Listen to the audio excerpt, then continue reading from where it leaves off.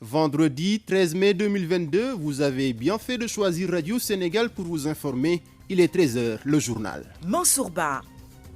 Au sommaire, 23 milliards de francs CFA pour un plan d'urgence de lutte contre les inondations à Touba.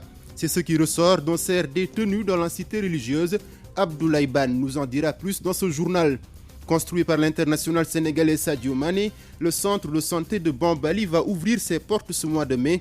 Une annonce faite par le médecin-chef de la région de Sédhiou. Pendant ce temps, l'évacuation des malades de la commune de Saré-Bidji dans la région de Kolda constitue un véritable casse-tête.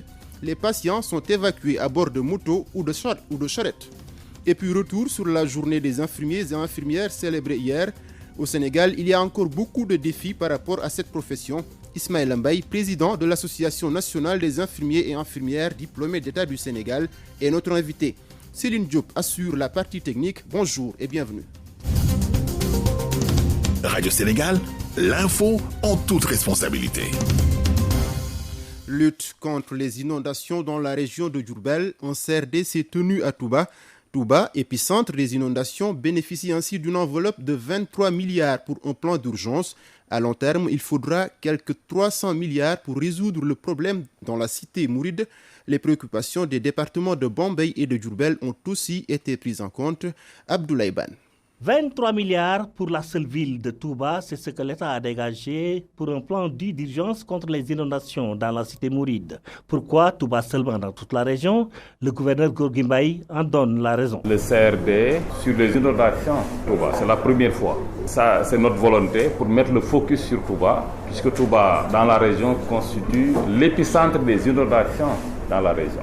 23 milliards pour gérer les inondations à Touba, mais toutes les réalisations ne sont pas pour cette année. La priorité, ce sont les systèmes provisoires, précise le directeur de l'Office national de l'assainissement, Ababakar Mbaye. On va mettre des systèmes au niveau tout simplement donc des zones inondées, donc qui sont évidemment Ngiranen, Ndamatou, Ngelemu, au niveau de la rocade, pour essayer de mettre sur place des systèmes qui vont drainer ces eaux pluviales. 1 km à Bambey, 2,5 sur 17 à Diourbel, 8,5 sur 50 à Touba. Les préfets de Bambey, Diourbel et de Mbacké jugent insuffisants les linéaires à durer. Ababakar Mbaye. Un financement complémentaire qu'on pourra avoir avec le soutien de l'État permettra évidemment d'aller progressivement pour augmenter tout simplement donc les linéaires. Curage, pompage avec un focus sur le bassin de Kerniang, le chef de l'exécutif régional répond aux inquiétudes des trois préfets. Il y a le curage des canaux, il y a le dragage des bassins qui existent. Il faut donc nous armer de motopompes et aussi d'hydrocureurs, puisque toutes les eaux de Touba en général convergent vers Kerniang. C'est un bassin qu'il faut surveiller. Dès le début du CRD, qui a duré près de 4 tours d'horloge, le gouverneur a répété qu'il voulait des réponses concrètes. Rien que du concret, Gorgui Mbaye en a eu. Chaque service impliqué s'est engagé à réaliser les travaux qui lui reviennent, mieux à les finir avant l'hivernage. Abdoulaye Ban, Mbacké, RTS. Abdoulaye Ban, merci. Nous restons dans la région de Diourbel où le tunnel de Lambaye est un véritable souci pour les autorités administratives. L'ouvrage, toujours inondé pendant l'hivernage, est impossible à traverser. Une inquiétude pour le gouverneur de région à l'approche des examens, alors que sur un des côtés du tunnel se trouve un centre d'examen. Gorgui Mbaye est au micro de Abdoulaye Ban. Pendant la réunion de préparation des examens, le CRD des examens, nous identifions les écoles qui peuvent être impactées aussi par les inondations. Et les examens vont coïncider avec l'hivernage, puisqu'il y a un petit décalage de l'année scolaire. Le même travail sera fait, on fera la visite de l'ensemble des écoles qui peuvent avoir des problèmes. Non seulement pour les eaux de ruissellement, mais pour les flaques d'eau qui peuvent empêcher même les élèves d'accéder aux écoles. Le travail sera fait avec les sapeurs-pompiers. Chaque année, les sapeurs quand même nous aident à libérer toutes les écoles qui sont inondées. Mais il y a un problème à Lambaye, dans le tunnel de Lambaye, peut-être que vous allez l'aborder. Et là, le problème, c'est l'accès même au centre d'examen, parce que si le tunnel est inondé, les élèves ne pourront même pas traverser la route nationale, ou bien à le risque de péril. Et c'est ça qu'il faudra éviter. La bonne info, c'est Radio Sénégal. 13h05 sur Radio Sénégal, vous écoutez le journal, je vous le disais dans les titres, le centre de santé de Bambali, construit par l'international sénégalais Sadio Mané, va ouvrir ses portes ce mois de mai. Annonce du médecin-chef de la région de Sédhiou. C'était à l'occasion de la revue annuelle conjointe des activités du secteur de la santé. Correspondance Maria Moswane. Bonne nouvelle pour les populations de Bambali, le centre de santé construit par l'international sénégalais Sadio Mané va ouvrir ses portes avant la fin de ce mois de mai, annonce faite par le médecin-chef de région à l'occasion de la revue annuelle conjointe des activités du secteur de la santé. L'ouverture bientôt de ce centre de santé ajoutée à l'ouverture déjà effective de 3 nouveaux postes de santé et du centre de santé de Samine va beaucoup améliorer la carte sanitaire de la région. Amadou Eri Kamara, médecin-chef de la région de Sédhiou. Nous avons vu que d'une manière globale, la carte sanitaire s'est améliorée avec au moins l'ouverture de 3 nouveaux postes de santé et de 2 nouveaux centres de santé, notamment celui de Samine et de Bambali, qui incessamment, c'est l'occasion de le dire, nous comptons ouvrir le centre de santé de Bambali avant la fin de ce mois, la construction étant déjà terminée. C'est l'équipement qui doit suivre et nous sommes dans les dispositions. En tout cas, nous avons reçu les instructions pour les faire fonctionner le plus tôt possible. A rappelé que le centre de santé de Bambali, qui a été inauguré ce juin dernier, polarise 34 villages et 2 hameaux. Il a été construit à hauteur de 350 millions de nos francs CFA par l'international sénégalais Sadio Mané. Maria Masouane, Sédhiou. RTS. Maria Masouane, pendant ce temps, l'évacuation des malades de la commune de Sarébidji est une véritable préoccupation pour les techniciens de la santé. L'absence d'ambulance dans les 3 postes de santé fait que la prise en charge correcte des 18 000 habitants pose problème. Les patients sont embarqués sur des motos ou des charrettes en direction de l'hôpital régional de Kolda, une situation qui freine la lutte contre la mortalité maternelle et infantile dans la zone. Reportage Emmanuel Boubayanga.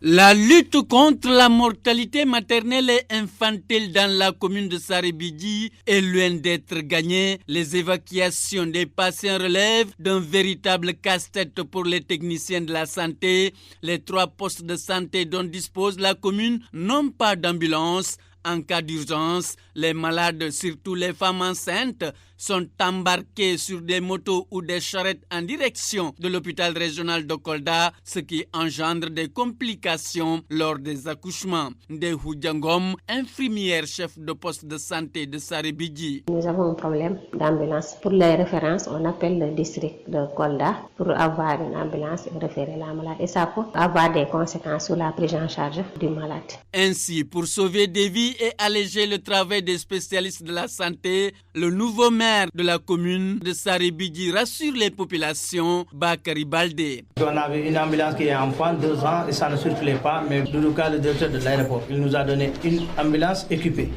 En plus de l'absence des ambulances, le manque de personnel et des équipements font aussi défaut dans les 3 structures sanitaires de la commune de Sarébidji qui compte environ 18 000 habitants répartis dans 98 villages. Kolda, Emmanuel Boubayanga pour Radio Sénégal. Emmanuel Boubayanga, santé toujours avec le point Covid qui fait état de 3 nouveaux cas positifs sur 870 tests réalisés. Il s'agit de 3 cas communautaires, 4 patients sont déclarés guéris et aucun nouveau décès enregistré. Radio Sénégal à Saint-Louis, 96.3. À Saint-Louis, les journalistes de l'Axe Nord, Saint-Louis, Louga et Matam étaient en atelier de formation et de sensibilisation pour préparer les élections législatives de juillet prochain, une initiative de la Convention des jeunes reporters en partenariat avec le Conseil national de régulation de l'audiovisuel pour une couverture médiatique des élections conforme aux règles d'éthique et de déontologie. Batorfal.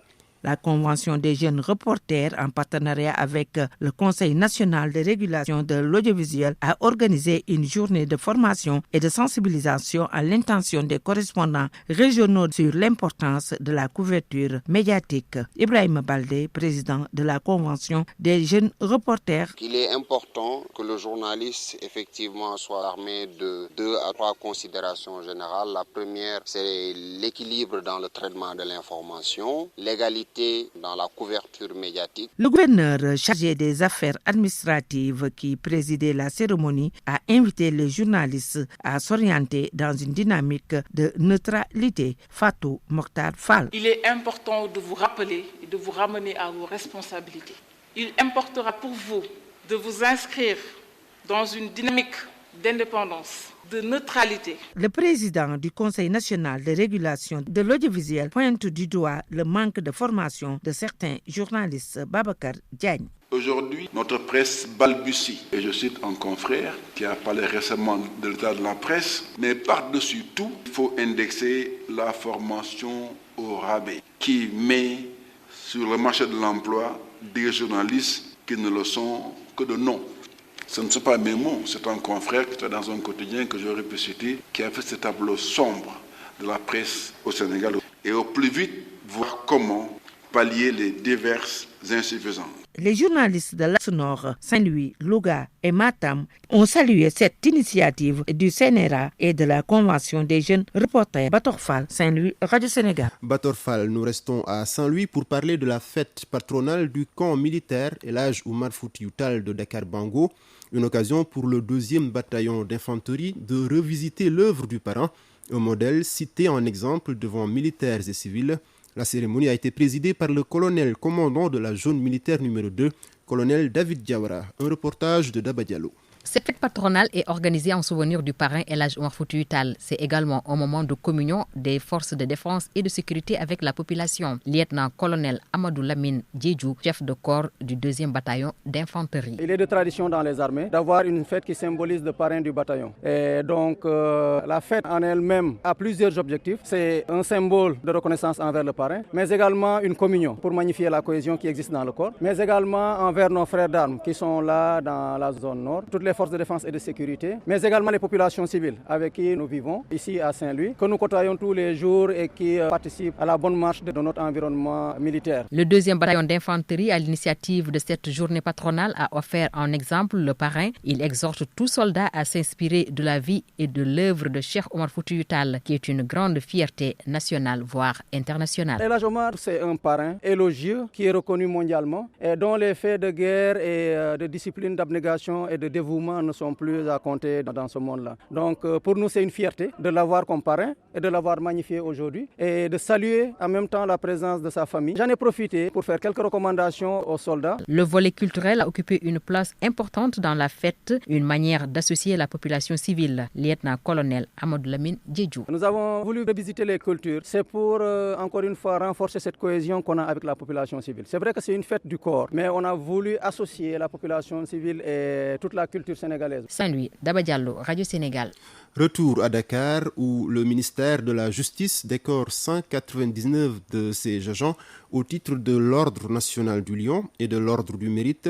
Une cérémonie rehaussée par la présence de toutes les autorités de la famille judiciaire. Adi Fatou Bari. Boubou de marque, costume bien taillé, parure, le tout agrémenté d'une écharpe aux couleurs du drapeau national enroulé autour du cou. Rien de trop pour ces agents du ministère de la Justice honorés devant collègues, proches et amis très nombreux dans la salle. Au son de la fanfare militaire, 199 agents actifs ou à la retraite décorés au titre de l'Ordre national du Lion. La dernière cérémonie du genre remonte à 2017. Des distinctions remises par le garde des Sceaux, ministre de la Justice, Maître Malick Sall. Les promus relèvent de tous les métiers de la justice. Il s'agit notamment de magistrats, d'avocats, d'administrateurs de greffe, de greffiers, de notaires, d'experts, d'ingénieurs, de travailleurs sociaux, d'huissiers de justice, d'agents administratifs, de secrétaires et de chauffeurs, entre autres. Des récipiendaires choisis pour leur dévouement dans l'exercice de leur travail, le titre de l'Ordre national du Lion étant un titre honorifique, Maître Malick Sall. Il récompense en temps de paix chaque citoyen ayant accompli dans la rigueur et la patience 15 années de service civil ou militaire ou 20 ans d'activité professionnelle. Acclamés, auréolés, ces hommes et femmes de la famille judiciaire l'ont été. Si pour les retraités, c'est une page écrite en lettres d'or qui se tourne, pour les agents encore en activité, c'est un riche lait qu'ils ont la lourde tâche de perpétuer. Adi Fatou Bari, ce 13 mai est célébrée la journée mondiale de l'ingénierie pour l'avenir, une journée de sensibilisation de l'opinion publique aux opportunités qu'offrent les domaines scientifiques et technologiques.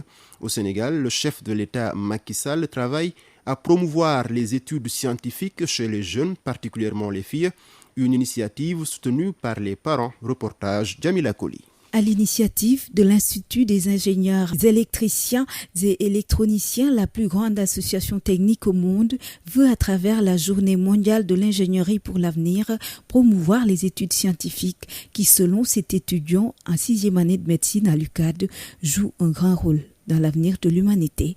Hamzatou Diouf. Les études scientifiques contribuent à l'avancée du monde, au développement du monde, mais également au développement de l'humanisme. Toutes choses que ces pères et mères de famille ont compris. Je souhaite qu'elle soit scientifique, parce qu'il y a plus de débouchés et aussi, c'est l'orientation qui fait avancer le monde. On a tourné la page de la littérature. Actuellement, on va vers la science. Ingénierie.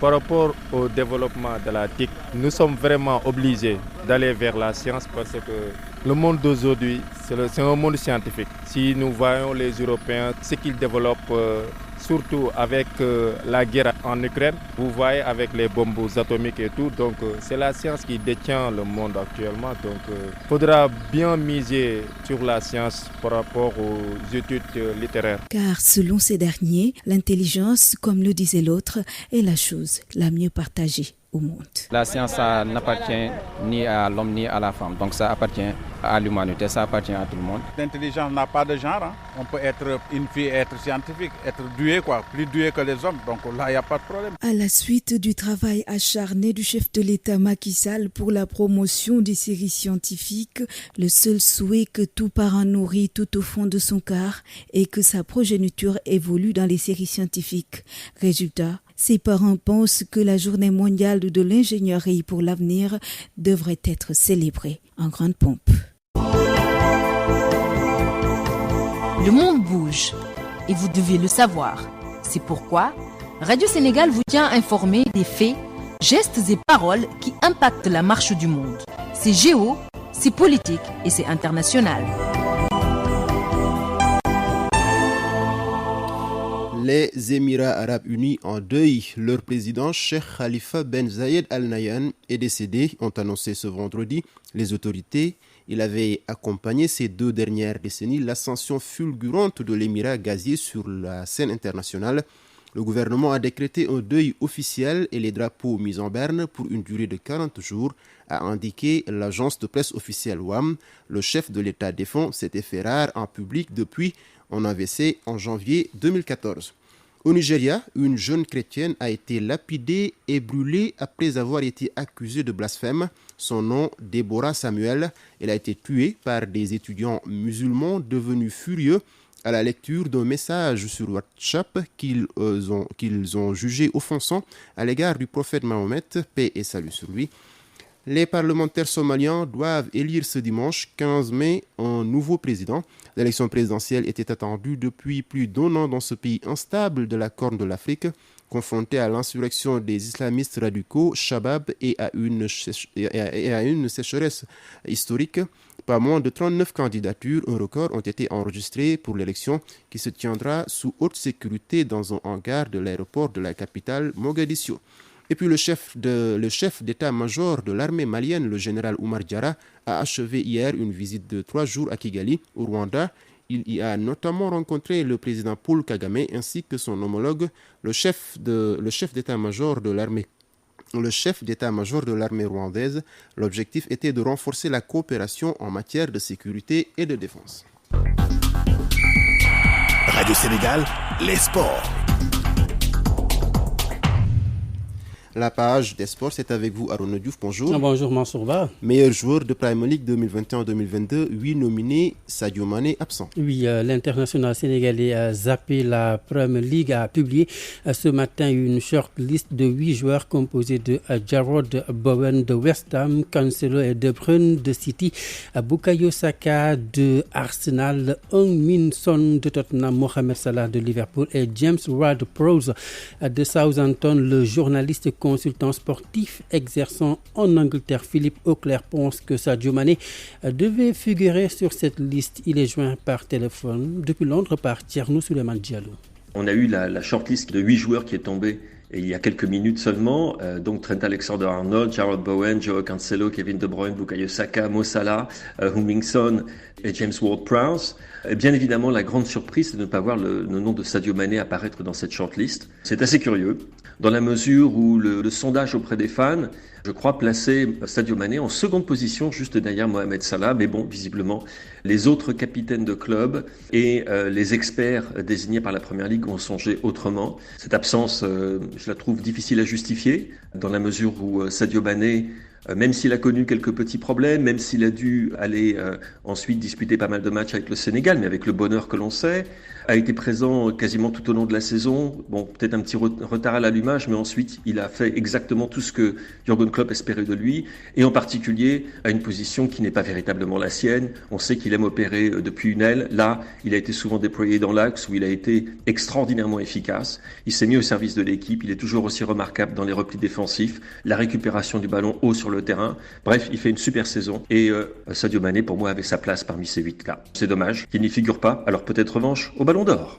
Voilà, revanche donc attendue au Ballon d'Or, comme le dit donc le journaliste, le consultant sportif Philippe Auclair-Join à Londres par Tierno Souleymane Diallo. Arona, un choix difficile à comprendre selon notre consultant Cheikh Tidiane Biteye. Oui, un choix curieux donc selon le consultant foot de Radio Sénégal, Cheikh Tidiane Biteye, joint par Radio Sénégal. C'est vraiment une interrogation. Ça, ce n'est pas du tout possible. Je me dis qu'il y a deux choses, deux hypothèses. Ou ils ont fait exprès pour ouvrir une brèche par laquelle on pourrait peut-être attribuer le Ballon d'Or à Benzema. Ou en tout cas, ça peut être une omission. Et je crois à la deuxième, peut-être une omission parce que en revenant sur ce que la FIFA a demandé, que maintenant les distinctions se fassent sur une saison au lieu d'une année civile, on ne peut pas accepter alors que Sadio ne soit pas inclus dans toutes les distinctions, quelles qu'elles soient. Aujourd'hui, Sadio est très décisif. Aujourd'hui, Sadio est dans le top 4 des meilleurs buteurs. Sadio a tout gagné et il prépare présentement des finales. La dernière, la plus importante, la plus grande distinction qui explique un peu la finale de la Ligue des Champions, dans laquelle il va être opposé à son adversaire direct qui est Benzema, je crois que cela explique que la différence se verra pour être le Ballon d'Or, se fera à partir du résultat final qui va être décisif. Donc on ne peut pas être à ce niveau et dans les distinctions pour lesquelles les meilleurs joueurs en Angleterre, qui n'est pas choisi, ça ne peut pas se comprendre du tout. Voilà, Cheikh Tidiane Biteye qui ne comprend pas du tout ce choix. Juste rappeler, Mansour, qu'il y a 3 distinctions individuelles en Première Ligue. La plus prestigieuse footballeur de l'année décernée par la FWA, l'association des journalistes de football, attribuée à Mohamed Salah la semaine dernière, le jeudi dernier donc. La seconde est celle des footballeurs professionnels FPA. Et enfin, celle de la Première Ligue elle-même. Les votants sont les fans, les 20 capitaines des 20 clubs de Premier League et un panel d'experts qui change chaque année. Arona, la Ligue Pro joue sa 22e journée ce week-end. Oui, 2 matchs se jouent demain samedi à Iba Mar Diop à 17h à suivre le choc Diaraf 2e au classement, Teungueth FC 8e, Dakar Sacré-Cœur CNEPS Excellence se joue à Alassane Djigo à la même heure. La suite c'est ce dimanche avec 5 matchs, notamment le leader le Casa Sport de Ziguinchor qui reçoit à Aline Sitoé Diatta Djambar classé 6e. Mbour Petite Côte Guédiawaye Football Club se joue à Caroline Faye de Mbour. Linguère US Gorée se joue à Mawade Wade à Djibril Diagne de Dénibé Khamdao. Le 3e au classement Génération Foot reçoit Lazare Ndiambour, premier non relégable. Et puis l'AS Pikine reçoit l'AS Douane à Alassane Djigo. Cette affiche choisie comme étant le match phare de cette 22e journée. Et justement, en prélude à cette rencontre, la Ligue sénégalaise de football professionnel était en conférence de presse d'avant-match. Nous y reviendrons dans nos prochaines éditions avec Dominique Kama qui était là sur place pour nous. Arona, la Ligue sénégalaise de football professionnel qui sévit face aux pratiques occultes et les comportements des ramasseurs de balles. Oui, il y a des actes antisportifs contraires à l'éthique sportive qu'il urge de combattre. Des questions qui étaient au cœur de la réunion hier du bureau de la Ligue sénégalaise de football professionnel. On en reparle avec Lamine Diop, c'est le conseiller technique du président de la Ligue sénégalaise de football club. Vous savez que très souvent, il y a des contestations par rapport au comportement des ramasseurs de balles. Et ensuite, le rappel de l'éthique et de la morale. C'est vrai que c'est un gros problème dans le football, un très très gros problème dans le football. Parce que dans la réflexion, très souvent, on a demandé aux arbitres de sanctionner ces pratiques occultes. C'est vrai qu'ils nous rétorquent. Qu'est-ce que c'est qu'une pratique occulte? Mais ce qu'on leur dit, c'est très simple. Tout ce qui n'est pas prévu dans les lois du jeu, tout corps étranger, pour nous, est une pratique occulte et qui va être sanctionné, soit par un carton jaune, soit par une amende. S'il y a récidive, carton rouge, et ainsi de suite. Parce que ça se déroule dans une compétition. Un match de football, c'est 90 minutes. Des arbitres, des acteurs. Et tout ça, c'est géré par la commission de discipline. S'il y a faute là-bas, c'est la commission de discipline qui est compétente.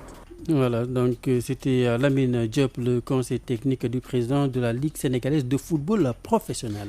Et Aruna, on termine avec la 23e édition du tournoi international de judo de Saint-Louis qui a lieu ce week-end. Oui, avec un plateau très relevé qui est attendu cette année à ce rendez-vous du judo international, une compétition qui va permettre aux participants de mieux préparer les championnats d'Afrique de la discipline prévue du 26 au 29 mai en Algérie. Un hommage sera rendu à Feu Abdoulaye Diaw Chimer, ancien maire de Saint-Louis. Radio Sénégal, bien sûr, vous fera vivre ce rendez-vous du judo dans nos émissions sport du week-end. Et puis, c'est cette note triste, Mansourba, maître Pape Jean Sey n'est plus. Cet avocat et ancien président de Saint-Louis Basket Club est décédé suite à un malaise. Maître Sey était reconnu comme l'un des meilleurs spécialistes en droit du travail et en gestion des ressources humaines dans le barreau sénégalais.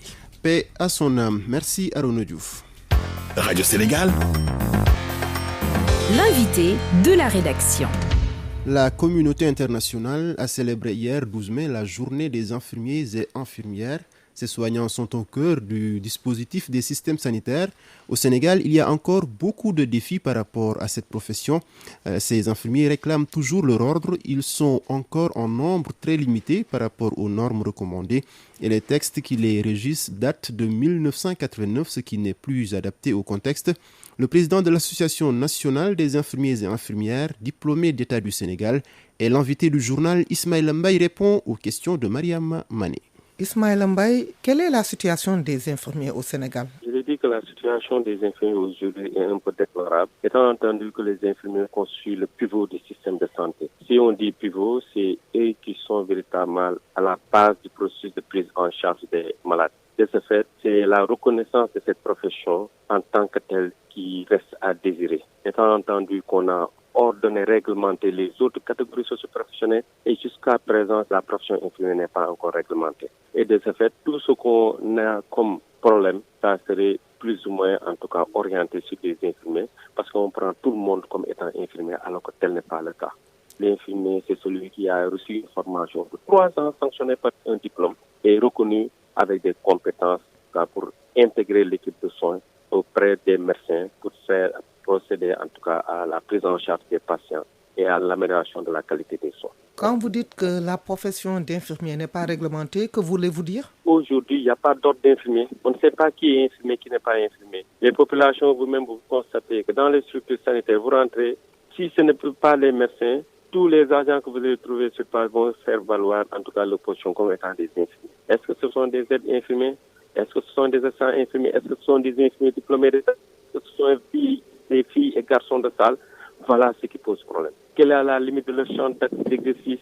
Voilà autant de questionnements qu'on est en train de poser. Et on a vu des événements qui sont passés, qui sont regrettables, et on le porte sur le dos des infirmiers, et malheureusement, c'est là où réside le problème. Par rapport aux ratios, quelles sont les normes recommandées par l'OMS? On va dire par exemple les normes du plan national de développement sanitaire. Un infirmier pour 5000 habitants. Si c'est au niveau véritablement communautaire, mais les normes au niveau des établissements, des hôpitaux, c'est un infirmier pour maximum 5 lits qu'on n'arrive même pas à résoudre. Vous allez voir un infirmier pour 40 lits. Jusqu'où devraient s'arrêter vos compétences? Nous avons 2 rôles principaux. Notre fonction d'assistance et notre fonction de collaboration. Fonction d'assistance, ce sont les infirmiers qui, après que le médecin ait diagnostiqué quelque chose, nous allons voir qu'est-ce que la maladie a occasionné chez l'individu pour venir porter notre assistance. Et de l'autre côté, notre fonction, c'est la délégation de fonction, notre fonction de collaboration. Nous avons l'obligation de collaborer avec les médecins pour, sous prescription médicale, de pouvoir mettre en œuvre le traitement. Mais malheureusement, les textes que nous avons qui datent de 1989 ne sont pas adaptés au contexte actuel de la progression scientifique. Si tout va bien, certains se laissent glisser dans le rôle jusqu'à être dans le rôle d'un médecin, parce que tout va bien. Mais le jour où il y a un problème, maintenant, on vous dit, voilà, limitez-vous. Pourquoi réglementer un corps et laisser un autre corps? Si l'État veut bien qu'on améliore la qualité des soins, pour dire qu'on puisse réglementer et véritablement toutes les catégories socio-professionnelles, permettant de sécuriser les professions, mais aussi de plus sécuriser les populations en matière de santé. Il faudrait qu'on sache comment organiser le système de santé. Comment nous allons faire pour qu'on ne nous dise pas que nous sommes en train d'usurper la fonction de quelqu'un d'autre. Si c'est au niveau des postes de santé, parce que les infirmiers sont mis sous la responsabilité de médecins qui se trouvent être au district sanitaire. Et tout ce qu'ils font comme activité de soins, c'est sous la responsabilité véritablement de cette responsable qui doit tout faire pour les superviser et les encadrer dans le processus de prise en charge des malades. Maintenant, si c'est au niveau hôpital, maintenant, c'est autre chose parce que les infirmiers sont à côté des médecins. Il y a guettement confusion de rôle, c'est parce que le responsable a laissé faire. À propos de l'assistant infirmier, quelles sont les missions qui lui sont dévolues? Quelle formation il suit? L'assistant, c'est toujours le vide qu'on est en train de dire. L'assistant, c'est celui qui assiste l'infirmier. Si c'est dans une équipe de soins, l'assistant est toujours sous la responsabilité de l'infirmier diplômé d'État, de jouer le rôle de l'infirmier diplômé d'État. Ismaël Mbaye, Radio Sénégal vous remercie. Radio Sénégal. Merci à Céline Diop qui a assuré la partie technique. Digital Aïde Diop, CDM Maud Diop. Les Ndiobènes ont la côte dans ce 13h avant d'aller retrouver le plat de riz. Céline Diop sourit. Merci aussi à Aaron Diouf qui a assuré la réalisation. Coordination Demba Malik Mbot, Ibrahim Massadi. Devant ce micro, Mansourba, je vous retrouve demain à la même heure, toujours avec le même plaisir. D'ici là, passez d'excellents moments en compagnie des programmes de Radio Sénégal.